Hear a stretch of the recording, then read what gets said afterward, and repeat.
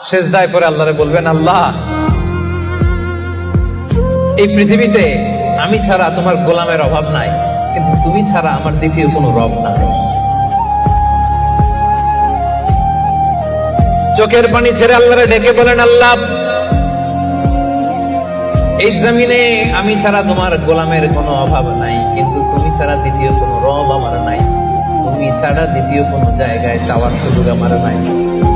চোখের পানি ছেড়ে আল্লাহরে বলেন, আল্লাহ কোরআনে তুমি শিখিয়েছো ফরিয়াদীদেরকে কেউ যদি চায় ওই ফরিয়াদীদেরকে বারণ করা যায় না, তুমি কেমন করে এই অভাগা ফরিয়াদীকে আজকে ফিরিয়ে দিবা? চোখের পানি ছেড়ে আল্লাহর কাছে চা, সব তিনি দিয়ে দিতে পারেন। চিল্লায় বলেন ঠিক কিনা? গোটা বিশ্বের সবাই আমাদের যার যা লাগবে সব যদি আল্লাহর কাছে চাই, আল্লাহ যদি সবাইকে সবকিছু দিয়ে দেয়, আল্লাহ বলে আমার ক্ষমতার 1 ইঞ্চিও কমবে না। চিল্লায় বলেন ঠিক কিনা?